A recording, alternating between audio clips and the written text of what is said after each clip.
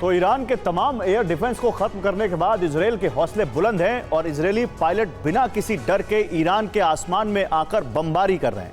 Iran की राजधानी Tehran top target पर है और अब ऐसे हमले किए जा रहे हैं ताकि पूरी राजधानी ही खंडहर में तब्दील हो जाए। हवाई हमलों में ईरान के एक और सुप्रीम कमांडर को खत्म कर दिया गया है।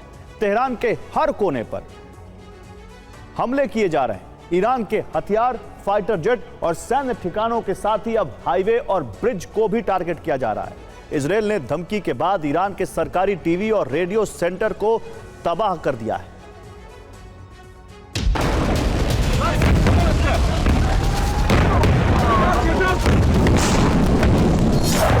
ईरान में घुसकर बमबारी। ईरान के ठिकानों पर मिसाइल हमले। इजरायली फाइटर जेट ईरान के UEM Jaipur is a perfect target for prospective students aspiring for good jobs, good education with future-ready skills. आसमान में दाखिल हो रहे हैं, लेकिन ईरानी फौज कुछ नहीं कर पा रही।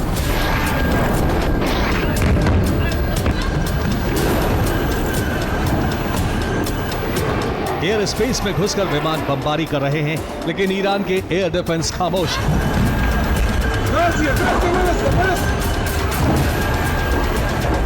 चंद दिनों में ईरान इतना लाचार हो जाएगा, ये किसी ने सोचा नहीं था। यही वजह है कि इजराइल जहां चाह रहा है वहां हमले कर रहा है। इजराइल के सरकारी न्यूज चैनल रेडियो के सेंटर पर मिसाइल हमले हुए। आजादी स्क्वायर के करीब भी बमबारी की गई। इजराइल के लड़ाकू विमानों ने तेहरान में लाइव प्रसारण के दौरान सरकारी टेलीविजन मुख्यालय पर हमला किया।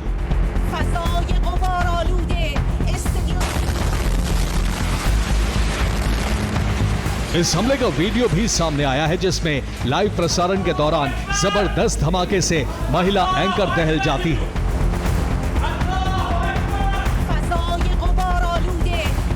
देखिए कैसे लाइव न्यूज को छोड़कर एंकर को जाना पड़ा और स्टूडियो में भी हमलों का असर देखा गया। कैमरे पर धूल और धुएं का गुबार नजर आता है। इजराइल ने हमले से पहले ही ऐलान कर दिया था कि ईरान में अब सरकारी न्यूज चैनल और रेडियो को नहीं चलने दिया जाएगा। इस चेतावनी के बावजूद ईरान कुछ नहीं कर सका।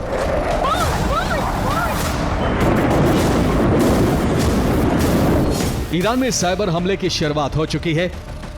ईरान के बड़े विभागों में कई बार साइबर हमला हुआ है।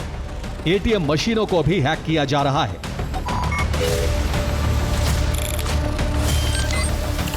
लेबनान में जिस तरह से पेजर धमाके हुए थे, वैसा ही डर अब ईरान में है। एक दिन पहले कई कार में धमाके हुए। अब ईरान के सरकारी और सैन्य अफसरों को फौरन मोबाइल फोन से दूरी बनाने का आदेश जारी किया गया है।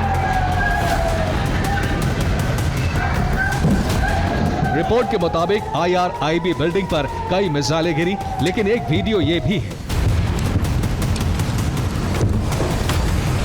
जिसमें एंकर सहर इमामी वापस लाइव प्रसारण पर आ गई।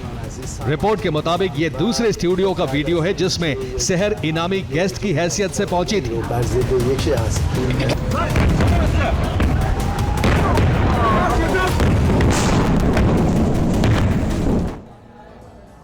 तो ईरान का डिफेंस सिस्टम लाचार है और ईरान लगातार प्रहार कर रहा है। इजरायल ने IRIB बिल्डिंग को निशाना बनाया। यहां सरकारी रेडियो और टेलीविजन का सेंटर है। इजरायल यहां लगातार प्रहार कर रहा है। इजरायल के इस हमले में ईरान के कई पत्रकारों की मौत का दावा है। रिपोर्ट के मुताबिक रेडियो और टेलीविजन केंद्र पर इजरायल ने 2 बार मिसाइल से हमला किया। इस बीच ईरान के अफसरों के लिए चेतावनी जारी की गई है, जिसमें कहा गया है कि कोई भी अधिकारी मोबाइल फोन इस्तेमाल ना करे। इस अलर्ट के बाद अधिकारियों ने मोबाइल फोन से दूरी बना ली है। अफसरों का फोन स्विच ऑफ करके रखने का आदेश जारी किया गया है।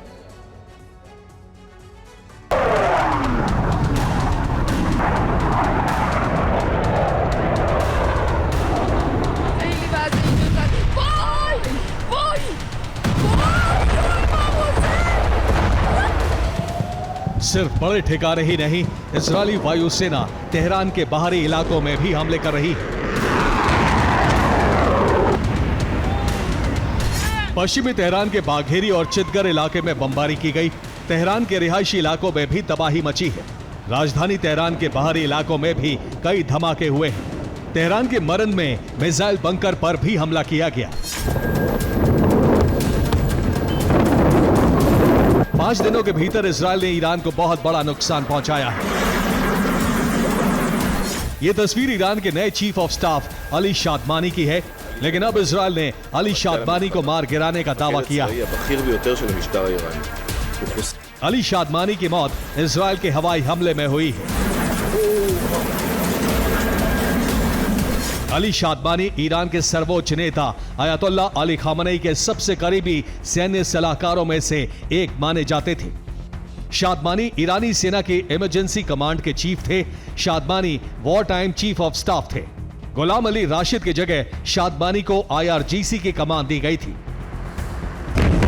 यह ईरान की सेना को खुली चेतावनी है, जो भी चीफ ऑफ स्टाफ बनेगा उसकी मौत निश्चित है।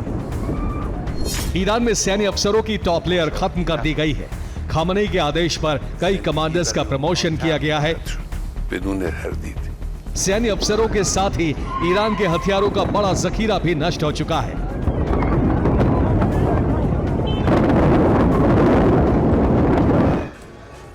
तो इजरायल के हमलों से 5 दिनों में ईरान को भारी नुकसान का सामना करना पड़ा है। रिपोर्ट के मुताबिक इजरायल के हवाई हमले में 120 मिसाइल लॉन्चर नष्ट हो चुके हैं ईरान के। दावा यह भी है कि ईरान के ड्रोन भंडार को भी आधा कर दिया गया है, यानी 50% ड्रोन 5 दिनों में ही नष्ट किए जा चुके हैं। इजरायल के हमले और एयर डिफेंस से ईरान की 100 से अधिक बैलिस्टिक मिसाइलें नष्ट की जा चुकी हैं। इजरायल अब तक 100 से अधिक सैन्य ठिकानों पर हमला कर चुका है। इन हमलों की वजह से 20 कमांडर और 10 वैज्ञानिकों की मौत हो चुकी है।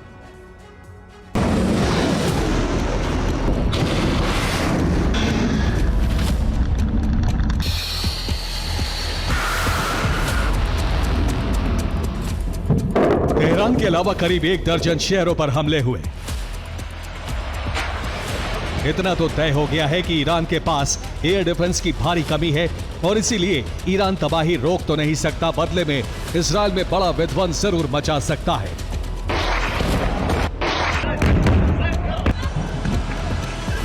ईरान में टीवी और रेडियो सेंटर पर हमले के बाद अब दोनों देशों में चैनल वॉर की शुरुआत हो गई है। ईरान ने इजरायली मीडिया को चेतावनी दी है। 2 चैनल स्टेशन पर हमले की योजना बनाई गई है। इजरायल ने चैनल स्टाफ को सावधान रहने को कहा है। इजरायल की वायुसेना अब ईरान के ब्रिज और हाईवे को टारगेट कर रही है। ईरान के कोम में हाईवे को टारगेट करके बमबारी की गई है।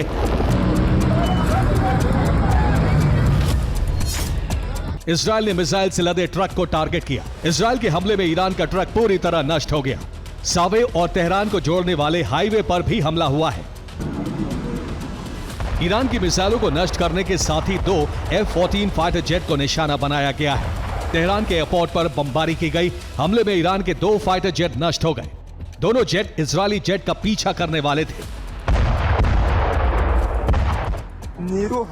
एयर डिफेंस खत्म होने के बाद ईरान ने फाइटर जेट से इजरायली विमानों पर हमले का प्लान तैयार किया था, लेकिन ईरान की योजना को नाकाम कर दिया गया है। माना जा रहा है कि ईरान की वायुसेना के पास बेहद पुराने जेट हैं, जिसकी वजह से इजरायल के सामने ईरान कमजोर साबित हो रहा है।